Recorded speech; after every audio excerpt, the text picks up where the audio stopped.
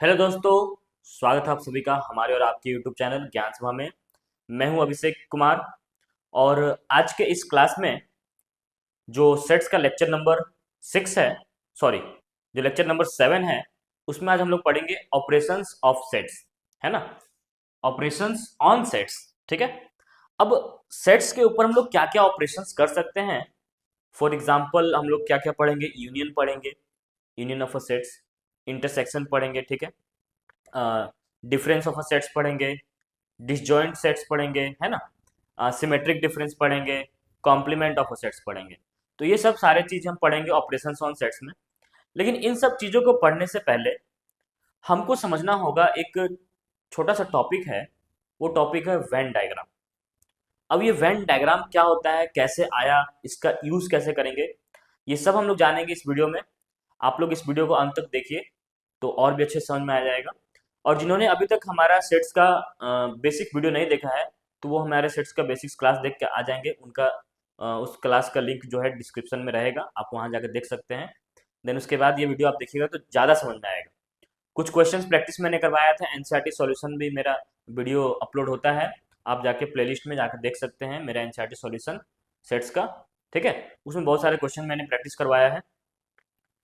तो सबसे पहला आज का जो टॉपिक है वो है वेन डायग्राम को समझना। चलिए बिना किसी देरी के शुरू करते हैं आज का ये क्लास। तो कभी कभी कोई चीज को समझने के लिए हम लोग क्या करते हैं, उसको विजुलाइज करते हैं एज अ पिक्चर, तो हमें वो ज्यादा अच्छे से समझ में आता है। तो सबसे पहले सेट्स को आसान तरीके से बनाने के लिए, रिप्रेजेंट करने के लिए आयलर ने एक कॉन्सेप्ट लाया था, जो था कि पॉइंट्स के द्वारा, एक क्लोज्ड कर्व के अंदर पॉइंट्स के द्वारा हम लोग सेट को रिप्रेजेंट करेंगे, जिससे चीजें थोड़ा आसान हुई। लेकिन उसके कुछ समय बाद एक साइंटिस्ट थे जॉन वैन, उन्होंने उस कॉन्सेप्ट को और मॉडिफाई किया और उन्होंने उसको और भी इजीली समझाया कि उसको कैसे हम लोग रिप्रेजेंट करेंगे।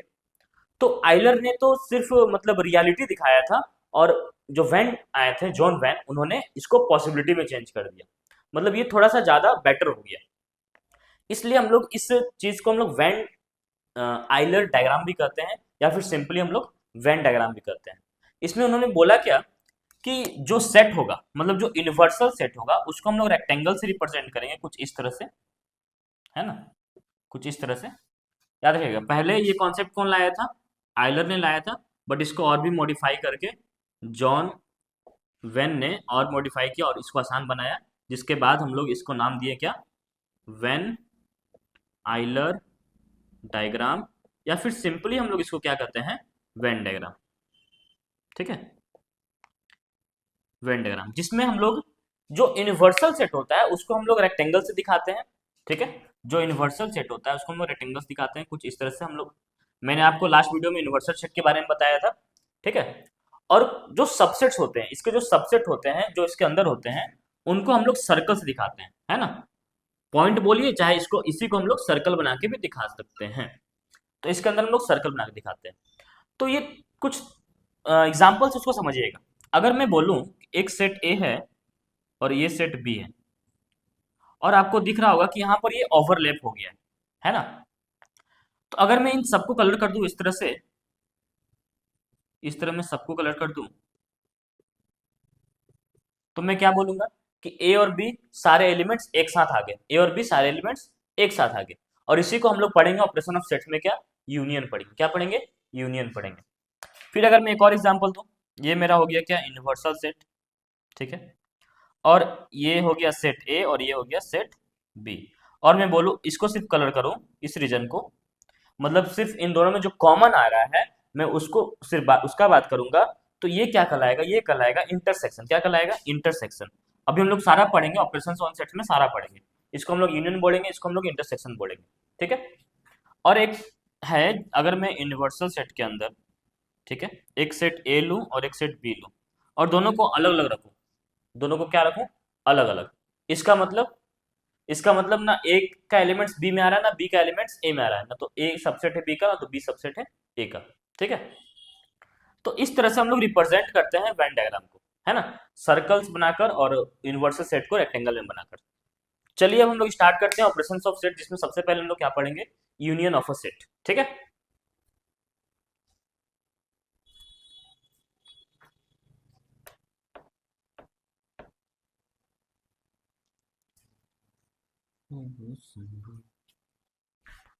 तो ऑपरेशन ऑन सेट्स में सबसे पहला क्या है, यूनियन ऑफ सेट्स। अब ये यूनियन ऑफ सेट्स क्या होता है इसे समझते हैं। Let A and B B two sets, मान लेते हैं ए और बी जो है दो सेट्स हैं।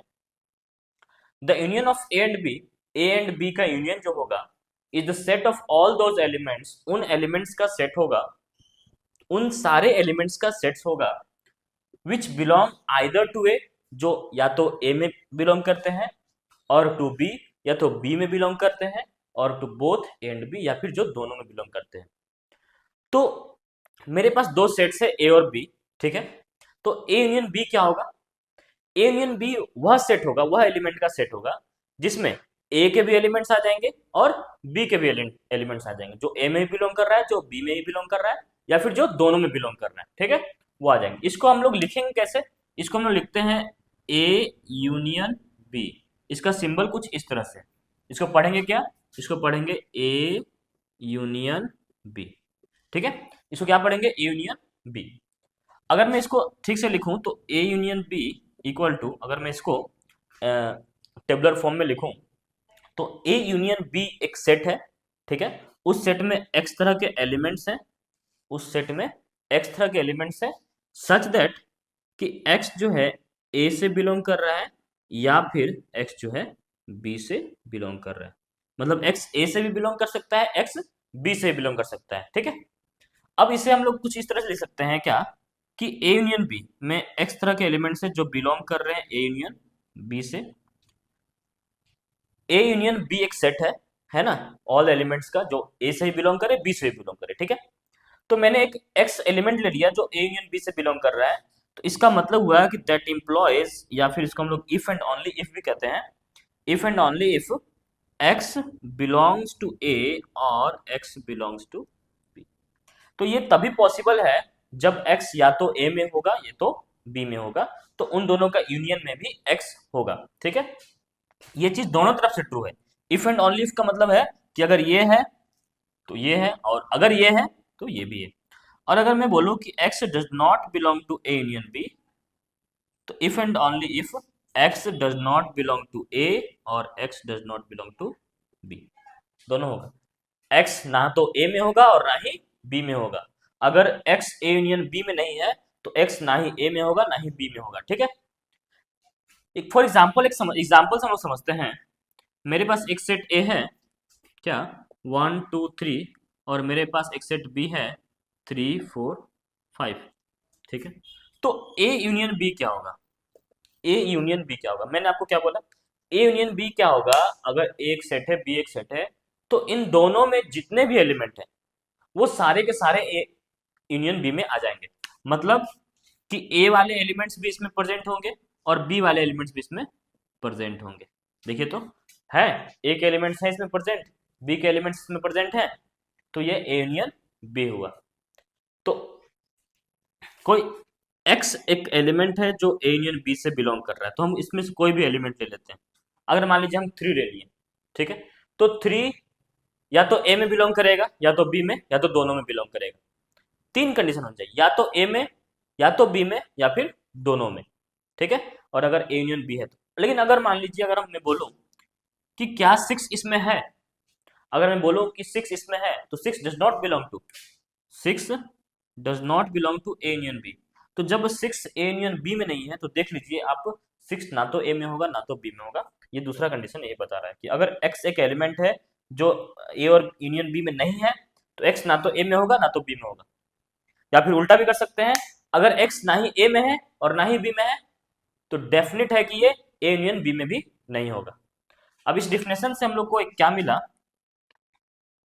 From the definition, if definition से हम एक चीज दिख रहा है आपको कि ये जो ए है, ये जो आपको ए दिख रहा हुआ 1 2 3, ये ए यूनियन बी का क्या है, सबसेट है। तो हम बोल सकते हैं क्या कि A is a subset of A union B.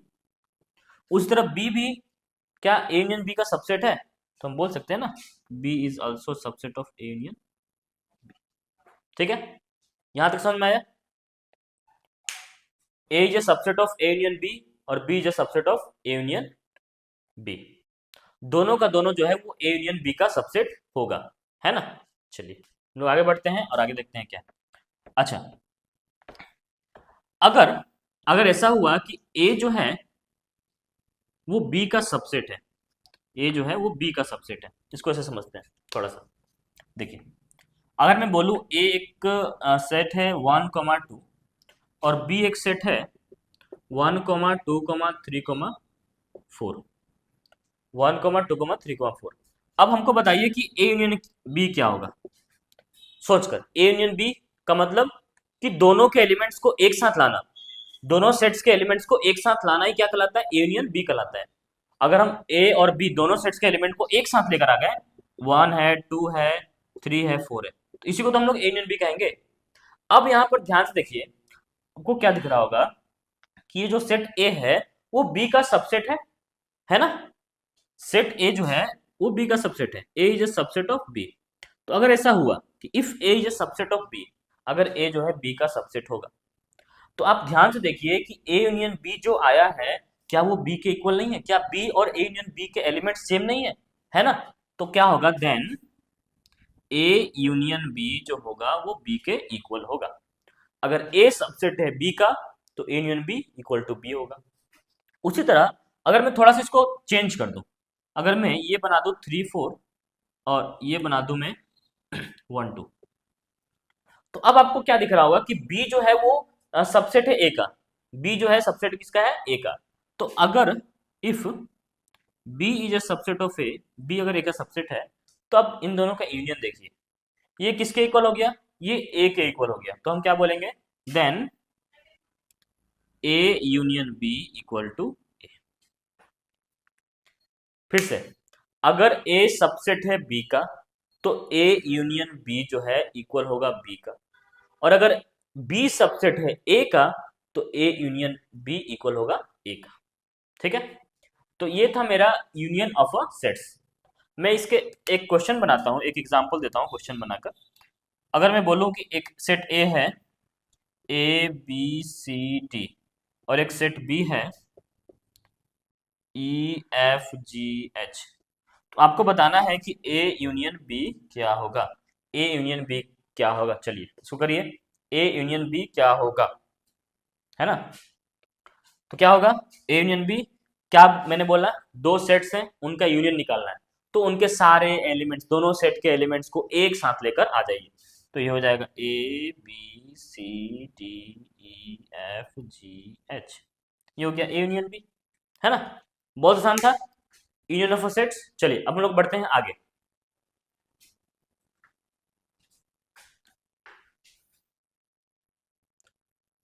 तो दूसरा ऑपरेशन है, दूसरा ऑपरेशन क्या है, इंटरसेक्शन ऑफ सेट्स। तो इसमें क्या लिखा हुआ है इसको समझते हैं हम लोग। Let A and B two sets, A और बी जो है दो सेट्स हैं। The intersection of A and B का intersection is the set of all those elements, उन एलिमेंट्स, उन सारे एलिमेंट्स का सेट होगा that belongs to both A and B, जो दोनों में बिलोंग करते होंगे।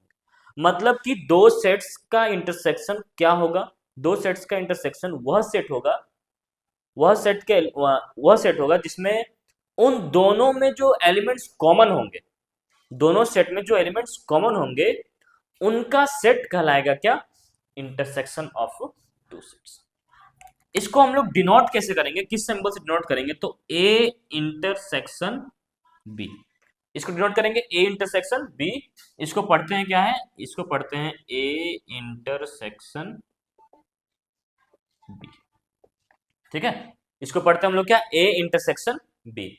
अब इसको हम लोग सेट बिल्डर फॉर्म में कैसे लिखेंगे, तो ए इंटरसेक्शन बी में जो एलिमेंट्स होंगे, मान लीजिए एक्स तरह के एलिमेंट्स हैं, such that X belongs to A and X belongs to B. यहां पर एंड का इस्तेमाल हुआ है, और यूनियन वाले में और मैंने लिखा था, क्या लिखा था, और मतलब होता है या तो या तो वह, या तो इसमें या तो उसमें। बट यहां पर क्या है, X belongs to A and X belongs to B, मतलब एक्स दोनों में है, ये एलिमेंट दोनों में है, तो कॉमन एलिमेंट हुए, है ना। अब इसको जैसे मान लीजिए लिखे हम, एक्स जो है वो ए इंटरसेक्शन बी से आ रहा है, इसका मतलब ये हुआ if and only if X belongs to A and X belongs to B, कि एक्स ए से ए में भी रहेगा, एक्स बी में भी रहेगा, तो हम बोलेंगे क्या, एक्स जो है ए इंटरसेक्शन बी में भी है। और अगर मैं बोलूं कि एक्स ए इंटरसेक्शन बी में है, तो एक्स ए में भी है, एक्स बी में भी है, मतलब ये दोनों तरफ से क्या होगा, सही होगा। इसलिए मैंने यहां पर सिंबल दिया इफ एंड ओनली इफ का। ठीक है, अब एक एग्जाम्पल हम समझते हैं। एक एग्जाम्पल लेते हैं।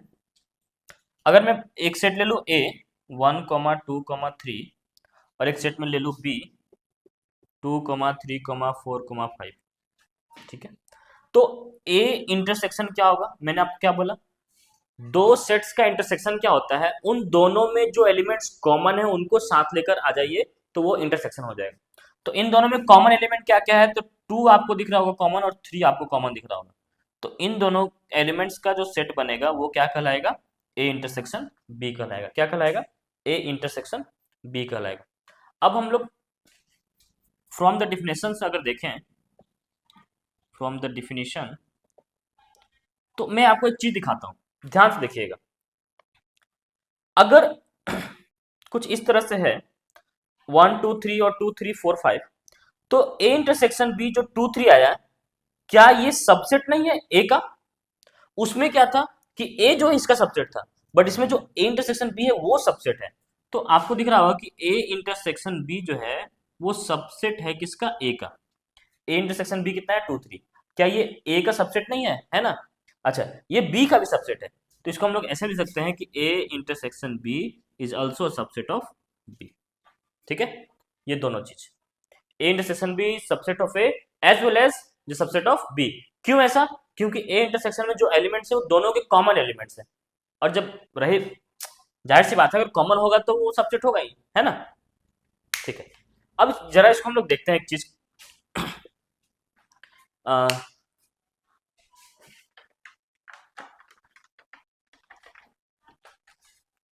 इसको जरा ऐसे समझते हैं, किधर गया,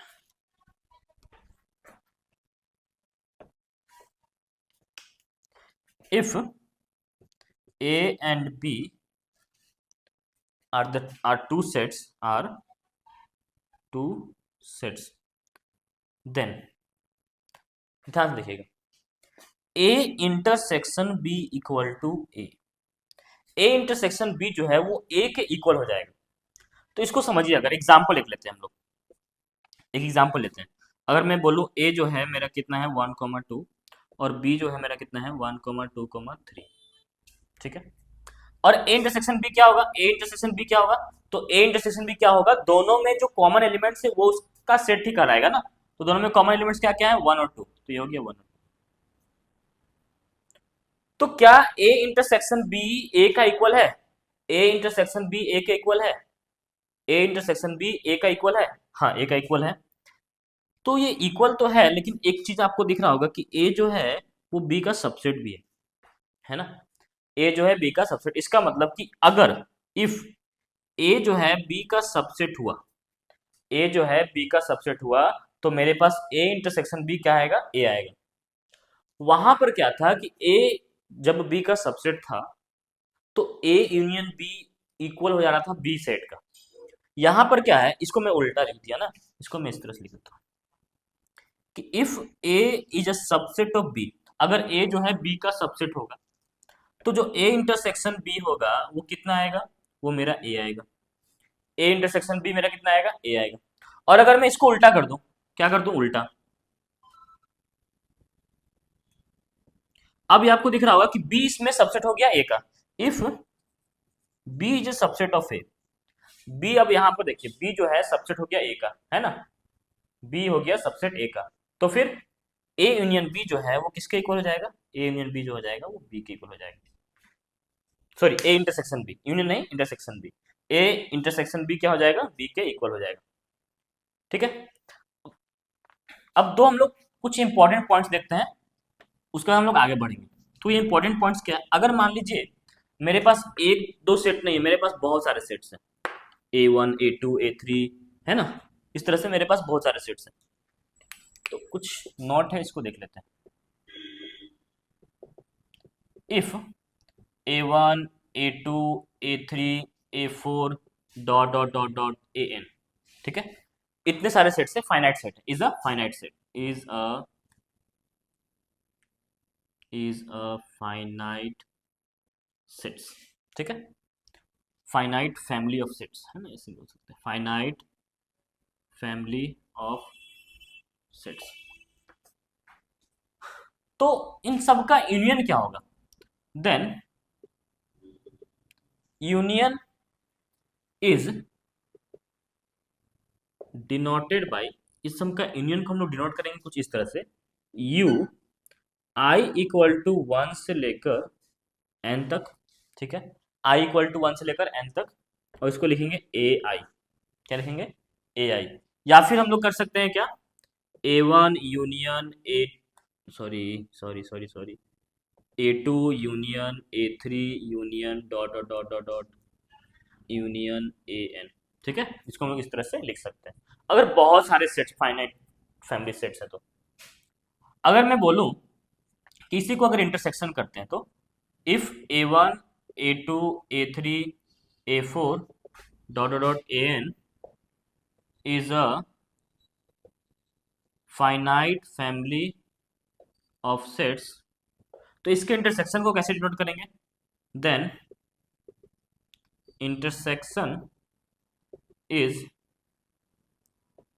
डिनोटेड बाय कुछ इस तरह से, ऐसे इंटरसेक्शन दिए, आई इक्वल टू 1 से लेकर एन तक ए आई, या फिर हम लोग लिख सकते हैं क्या, A one intersection A two intersection A three intersection A four dot dot dot dot intersection A N, है ना, इस तरह से हम लोग डिनोट कर सकते हैं अगर मेरे पास फाइनाइट नंबर ऑफ सेट्स हैं तो, दो से ज्यादा, तो इस तरह से हम लोग उसका यूनियन निकालेंगे, इस तरह से हम लोग इंटरसेक्शन निकालेंगे, ठीक है। यहां तक समझ में आया? अभी तक हम लोगों ने दो ऑपरेशन पढ़ा, एक पढ़ा यूनियन ऑफ सेट्स और एक इंटरसेक्शन ऑफ सेट्स, ठीक है। अब हम लोग आगे बढ़ते हैं और देखते हैं कि डिसजॉइंट ऑफ सेट्स क्या होता है, डिसजॉइंट सेट्स क्या होते हैं, ठीक। तो समझते हैं disjoint sets. Two sets A and B are said to be disjoint if A intersection B equal to 5। इसका मतलब क्या हुआ? दो सेट्स डिसजॉइंट तभी होंगे जब उन दोनों का इंटरसेक्शन क्या होगा? एम्प्टी होगा।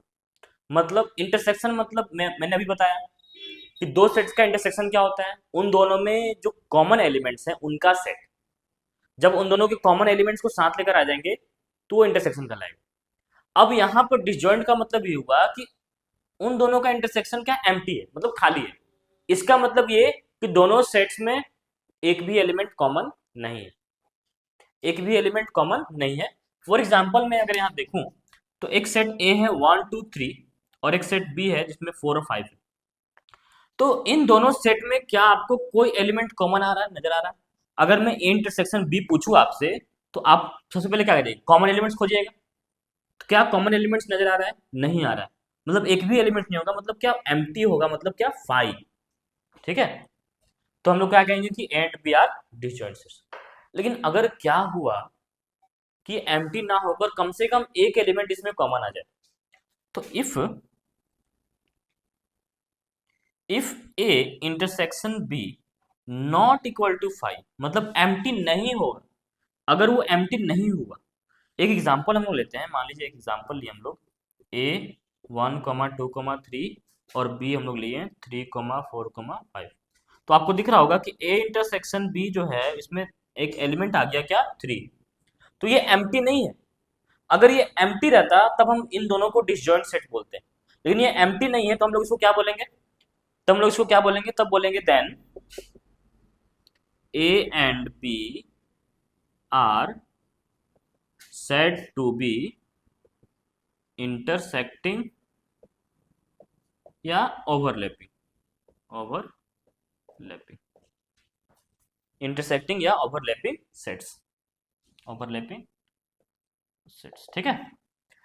अगर ऐसा हुआ कि दोनों का इंटरसेक्शन एम्प्टी नहीं है, मतलब कम से कम एक एलिमेंट है उसमें, एक एलिमेंट ऐसा है जो दोनों सेट में कॉमन है, तो हम इसको क्या बोलेंगे? इंटरसेक्टिंग बोलेंगे या फिर ओवरलैपिंग बोलेंगे। और इंटरसेक्टिंग और ओवरलैपिंग का कंडीशन होता है यूनियन और इंटरसेक्शन, यूनियन और इंटरसेक्शन, ठीक है। यूनियन में सारा आ जाता है ना, और इंटरसेक्शन इंटरसेक्शन में कॉमन आ जाते हैं, मतलब वो खाली नहीं होता।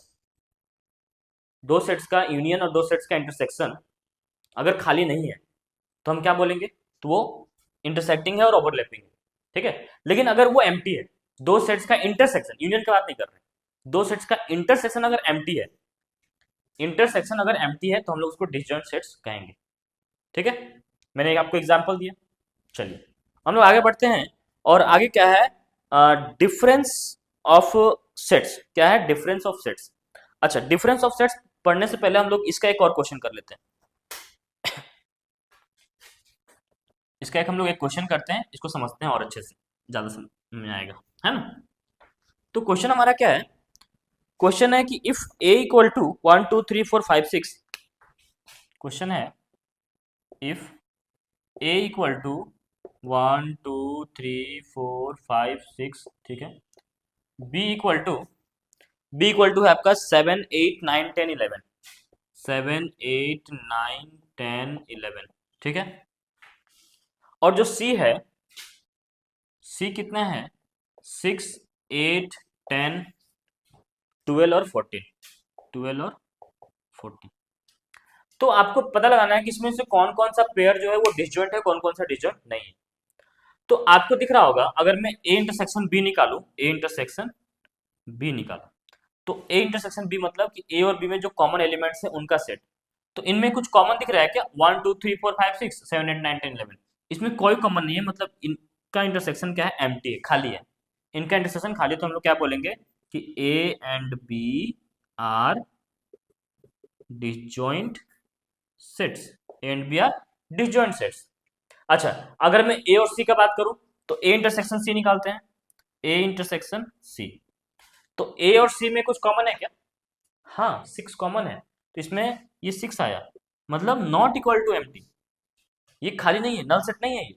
तो हम लोग क्या बोलेंगे कि A and C are intersecting sets या फिर ओवरलैपिंग सेट्स, ठीक है। अच्छा, बी और सी का बात करते हैं, बी और सी का बात करते हैं, तो इसमें कॉमन एलिमेंट आपको दिख रहा होगा 8, ठीक है, और 10, दो दो एलिमेंट कॉमन दिख रहे हैं बी इंटरसेक्शन सी में। तो बी इंटरसेक्शन क्या हो गया, सी 8 10, ये भी नॉट इक्वल टू क्या है, 5। तो हम लोग क्या बोलेंगे कि B and C are intersecting sets, है ना, B and C are intersecting sets. तो ये था क्वेश्चन डिसजॉइंट सेट और इंटरसेक्टिंग सेट्स के लिए, ठीक है। हम लोग आगे बढ़ते हैं और देखते हैं हम लोग क्या difference of sets. Difference of sets क्या होता है? डिफरेंस मतलब क्या, सबट्रैक्ट, है ना, अंतर। दो सेट्स के बीच में क्या अंतर है उसे हम लोग देखते हैं।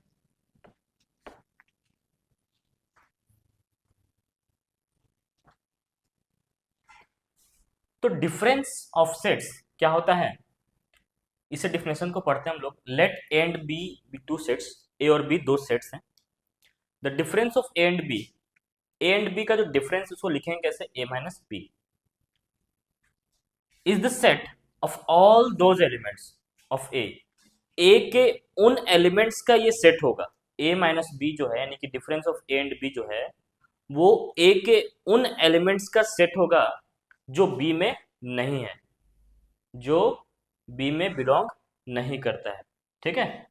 या फिर वाइस वर्सा, वाइस वर्सा मतलब क्या, बी माइनस ए, बी माइनस ए में क्या होगा कि बी के उन एलिमेंट्स का सेट जो ए में नहीं होगा, ठीक है।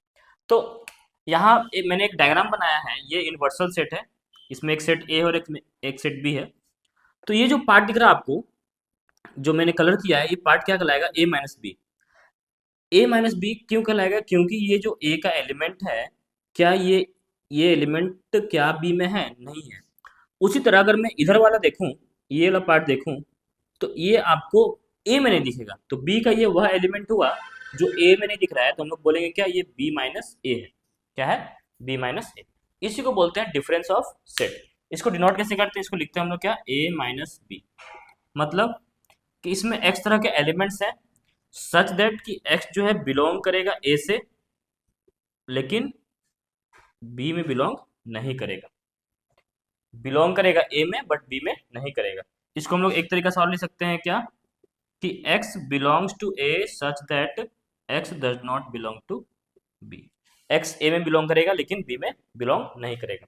अगर मैं कुछ इस तरह से लिखूं इसको, x belong to a minus B if and only if कि x belong to a and x not belong to does not belong to B.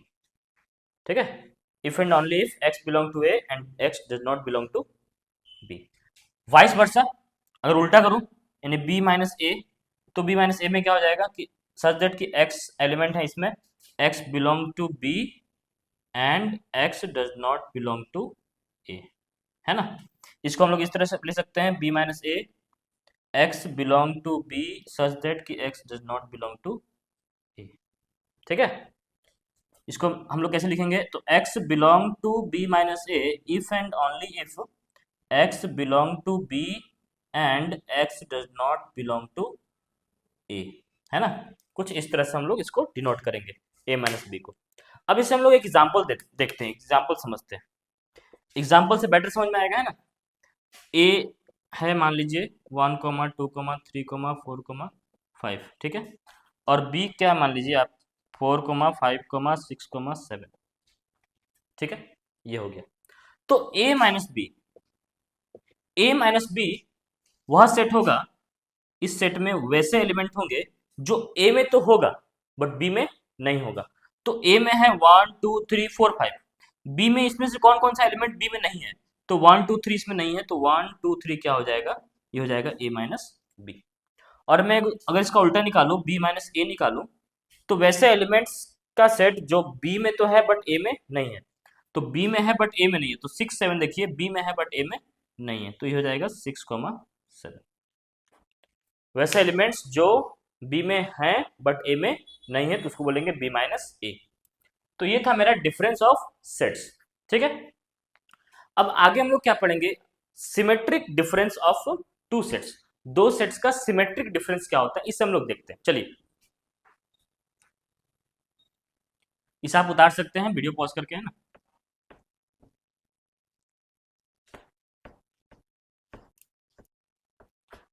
तो आगे बढ़ते हैं, symmetric difference of two sets.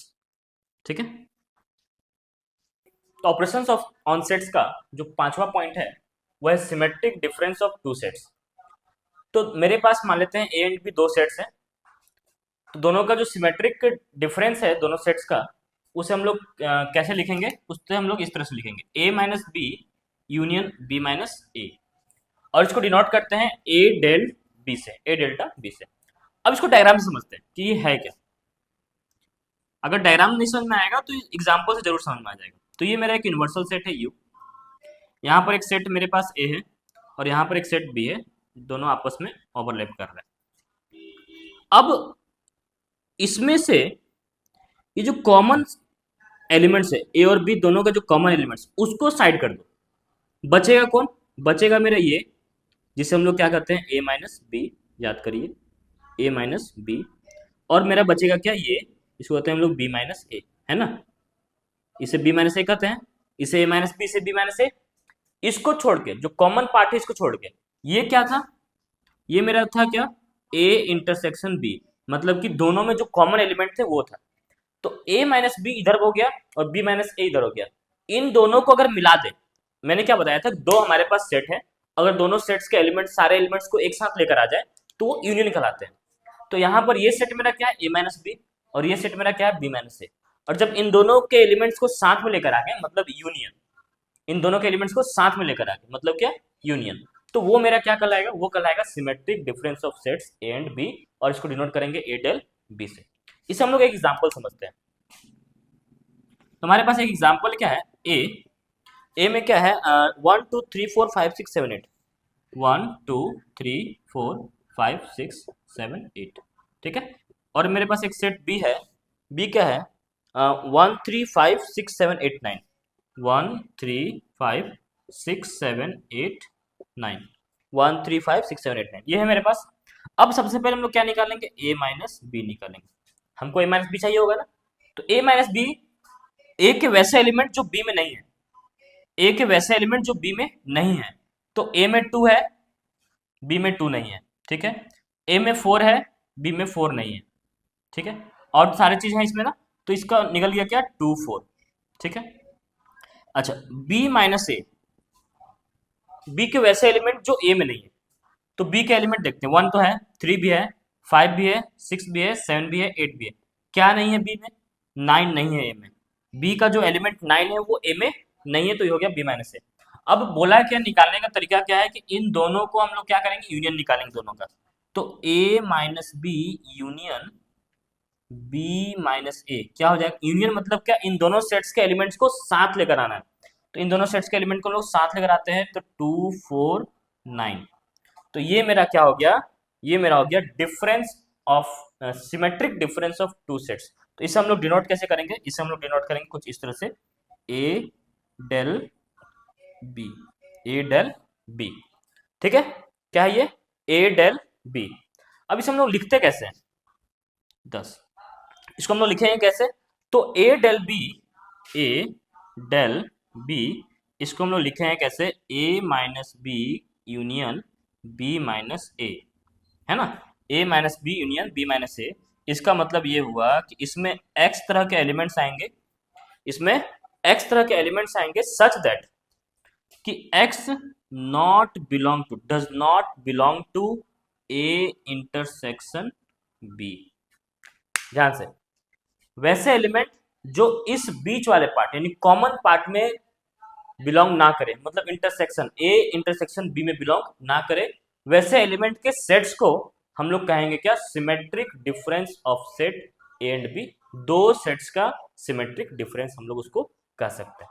ठीक है, तो ये था सिमेट्रिक डिफरेंस। अब मेरे पास लास्ट चीज बच गया हम लोगों का, वह है कॉम्प्लीमेंट ऑफ अ सेट। हम लोग उसको देख लेते हैं, फिर ये हमारा टॉपिक खत्म हो जाएगा, ऑपरेशंस ऑन सेट्स। चलिए आगे देखते हैं क्या है। बहुत ही मजेदार चैप्टर है सेट्स, अगर आप सेट्स को अच्छे से समझ लेते हैं ना तो और इसके बाद जब सेट्स कंप्लीट हो जाएगा तो मैं बहुत सारा क्वेश्चन लेकर आऊंगा, है ना, अलग अलग लेवल का। और सेट्स मतलब उतना मुश्किल नहीं है, अगर एक बार समझ में आ जाए तो इसके बाद जो चैप्टर्स आने वाले रिलेशन फंक्शंस वो और भी आसानी समझ में आएंगे, क्योंकि वो पूरा का पूरा इसी पर बेस्ड है। अगर ये आपको नहीं पता तो वो आप नहीं समझ सकते। ठीक है, तो जो ये वीडियो जो बच्चे पहली बार देख रहे हैं वो सबसे पहले तो मेरे प्रीवियस वीडियोस, मतलब जो बेसिक्स मैंने कॉन्सेप्ट बताया है सेट्स का, टाइप्स बताया, डिस्क्रिप्शन बताया है ना, सबसेट बताया, वो सबको पढ़कर और एनसीईआरटी का क्वेश्चन सॉल्व करके तभी आप यहाँ आइएगा, तभी ये समझ में आएगा, तभी दिमाग में घुसेगा, वरना दिमाग में घुसने वाला नहीं। ठीक है, चलिए हम आगे बढ़ते हैं। ऑपरेशंस ऑन सेट्स का ये लास्ट पॉइंट है, कॉम्प्लीमेंट ऑफ अ सेट। अगर मैं यू को मान लूँ एक यूनिवर्सल सेट और एक ए एक ऐसा सेट है जो यू का एक सबसेट है, इसे हम लोग डायग्राम समझते हैं। ये मेरे पास क्या है, एक यूनिवर्सल सेट है यू, और एक ए है सबसेट, यू का सबसेट है ए। तो then the complement of A का complement with respect to U इस यूनिवर्सल सेट के रिस्पेक्ट में क्या होगा, उसको डिनोट करेंगे ए डैश ए पावर में सी लिख के, या फिर यू माइनस ए से डिनोट करेंगे, तो वो होगा क्या, वे वैसे एलिमेंट्स का सेट होगा, है ना, वैसे एलिमेंट्स का सेट होगा यू के यूनिवर्सल सेट। ये जो यूनिवर्सल सेट है, यूनिवर्सल सेट के वैसे एलिमेंट का सेट होगा जो ए में बिलोंग नहीं करता है। मतलब ये जो मैं कलर कर रहा हूं ये है complement of A, complement of A with respect to U. तो ये मेरा क्या कहलाएगा, ये मेरा कहलाएगा क्या, ए डैश। इसको हम लोग लिखेंगे कैसे, ए डैश मतलब ए का कॉम्प्लीमेंट, एक्स एलिमेंट्स होंगे जो यू में तो बिलोंग करेंगे बट ए में बिलोंग नहीं करेगा, यू में बिलोंग करेगा बट ए में बिलोंग नहीं करेगा। इसको हम लोग ऐसे बोल सकते हैं कि x belongs to A dash, x belongs to A dash if and only if x does not belong to A, if x does not belong to A. तो अगर कोई एलिमेंट जो है वो ए में बिलोंग कर रहा है, सॉरी ए में बिलोंग नहीं कर रहा है और ए डैश में बिलोंग कर रहा है, तो हम लोग क्या बोलेंगे कि ए जो है, ए डैश जो है वो ए का कॉम्प्लीमेंट है, ए डैश जो है वो ए का कॉम्प्लीमेंट। इसको एक हम लोग एग्जांपल समझते हैं। हमारे पास एक सेट है n, एग्जांपल लेते हैं, नेचुरल नंबर का सेट है 1 2 3 4 5 डॉट डॉट डॉट, ये एक नेचुरल नंबर का सेट हो गया। ठीक है, और मेरे पास एक सेट ए है, वो क्या है, इवन नंबर का सेट है 2 4 6 8। ठीक है, ये नेचुरल नंबर था, ये मेरा सेट था, और मेरे पास एक सेट क्या था, ये मेरा यूनिवर्सल सेट था, मैंने एक सेट मान लिया ए ये। तो अगर मैं बोलूं कि ए का कॉम्प्लीमेंट कितना होगा with respect to set of natural number, अगर मैं पूछूं कि ए का कॉम्प्लीमेंट कितना होगा with respect to set of natural number, तो 2 4 6 सेट जो एलिमेंट्स इसमें हैं उसके अलावा जो बचे जो इसमें नहीं है वो हो जाएगा ए का कॉम्प्लीमेंट। तो हो जाएगा 1 3 5 7 9 डॉट डॉट डॉट इस तरह से करके। ठीक है, तो ये था कॉम्प्लीमेंट ऑफ अ सेट। तो यहाँ पर हमारा ऑपरेशंस ऑन सेट्स खत्म होता है। ठीक है, अभी तक हमने जितने भी ऑपरेशंस पढ़े, union, intersection, disjoint, difference, symmetric difference, और एक लास्ट पढ़े हम लोग कॉम्प्लीमेंट ऑफ सेट। मुझे विश्वास है कि आपको समझ में आ गया होगा। इस तरह का और भी वीडियो आएगा, क्या बोलते हैं, लेक्चर नंबर 8 जो अब आएगा इसके बाद, उसमें मैं आपको बताऊंगा कुछ थ्योरम्स, कुछ इंपॉर्टेंट पॉइंट्स इनसे रिलेटेड। तब तक के लिए धन्यवाद, मिलते हैं नेक्स्ट वीडियो में। राधे राधे।